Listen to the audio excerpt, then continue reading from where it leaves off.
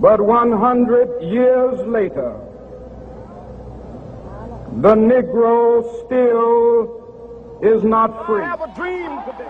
Let freedom ring. Free at last. Free at last. Thank God Almighty, we are free at last.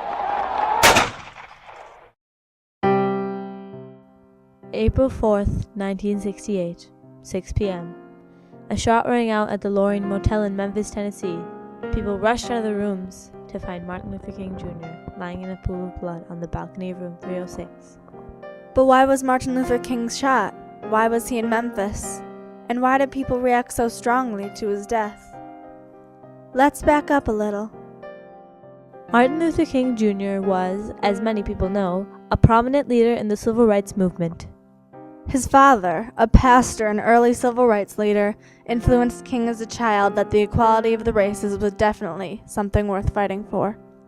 Ever since he was a child, King faced racism and hate. As a matter of fact, when King was a child, he hated white people. It was only during the time that King attended Morehouse College that he got to know more whites and gave up his hatred. That was the point when King found his perfect mentor, Gandhi. Even though Gandhi was long gone, a very religious King claimed, "I went to Gandhi through Jesus." It was through Gandhi that King decided he should strive for civil rights through peaceful, nonviolent ways. Even before King was killed, 1968 was a very stressful year in America. The Vietnam War was still raging, and President Lyndon B. Johnson had just announced that he would no longer be running for a second term as president. King had made many comments on these topics, as well as the equality of the races. King always kept Gandhi in mind, and he was one of the only eminent leaders who still clung to the ways of nonviolence.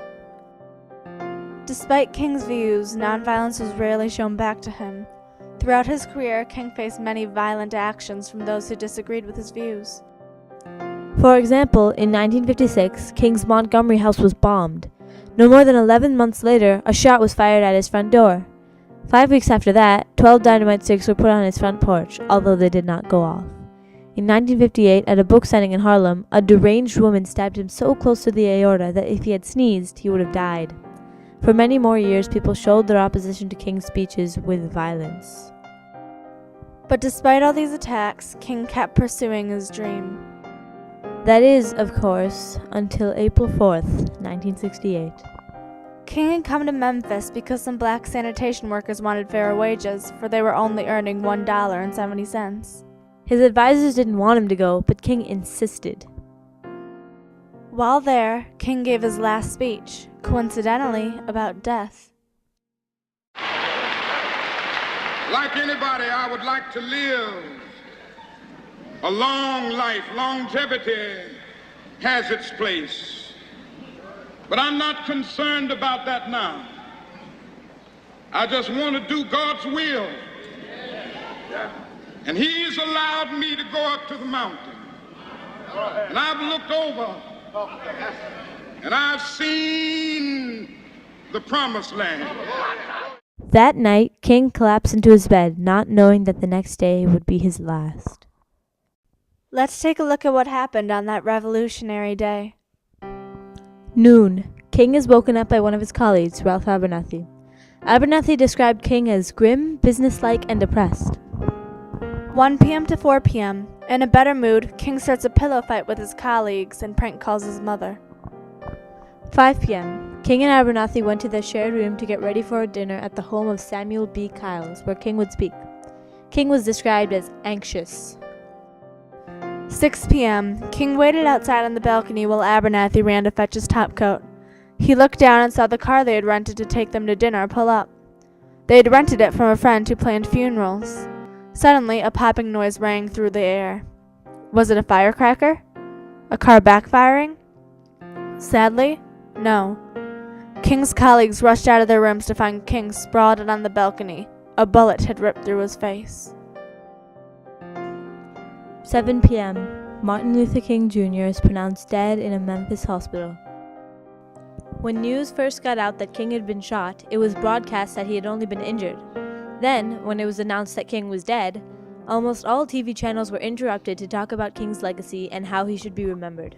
Robert F. Kennedy, a candidate for president who was scheduled to give a campaign speech on April 4th, instead said his remarks on King's death. Some very sad news for all of you and that is that Martin Luther King was shot and was killed tonight in Memphis, Tennessee.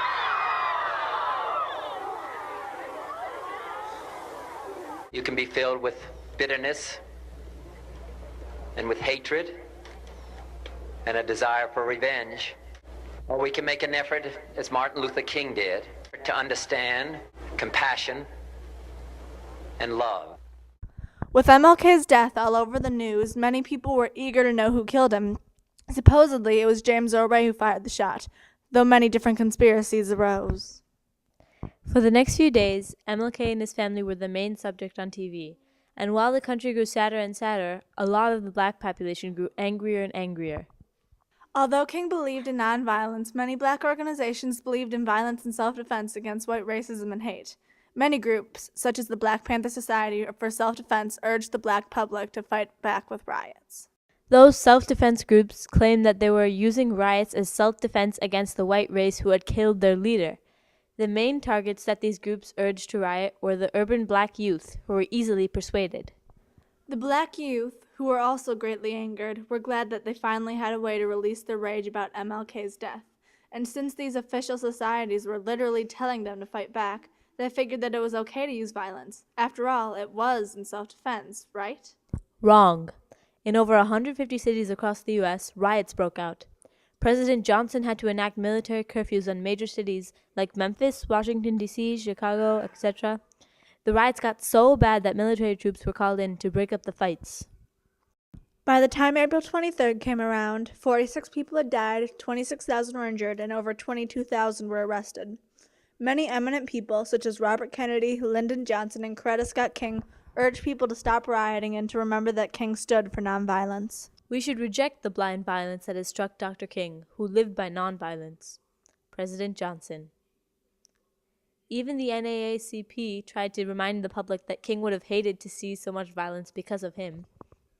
But despite their pleas, the riots continued, and soon many towns had been devastated by the sheer destruction that all the riots were causing. Blacks across America rioted in the streets. They destroyed buildings. They shot at police cars. They looted houses and ransacked businesses. They did everything they could to show their anger at their leader's murder. The riots were put on pause on April 9th as the whole country dropped everything to watch King's funeral, which was being broadcast on national television. King's service was held at Ebenezer Baptist Church, where Martin Luther King Sr. was pastor and King himself was co-pastor. King's colleague and best friend, Ralph Abernathy, led the service. One of King's advisors, L. Harold DeWolf, said, "It is now for us to finish his work, to heal the hate-scarred world." And although it is obvious that he is talking about the whites that were still extremely racist, he was also addressing the blacks, who in their quest to release their rage were completely contradicting everything that King stood for. After the service, thousands and thousands of mourners from all over the country followed his casket through the streets of Atlanta. Also played at the funeral was a tape that King himself had recorded 2 months before his death. Mrs. King has requested that we have the tape of his last sermon played to us now. We all think about it, and every now and then I think about my own death, and I think about my own funeral, and I don't think of it in a morbid sense. And every now and then I ask myself, what is it that I was going to say? And I leave the word to you this morning. King's assassination was key to his legacy. If he had lived, he would have simply been a speaker. There would have been less rage and less need for accomplishing his dream had he not been murdered. Without him, it probably would have taken even longer for us to heal our prejudices as much as we have today.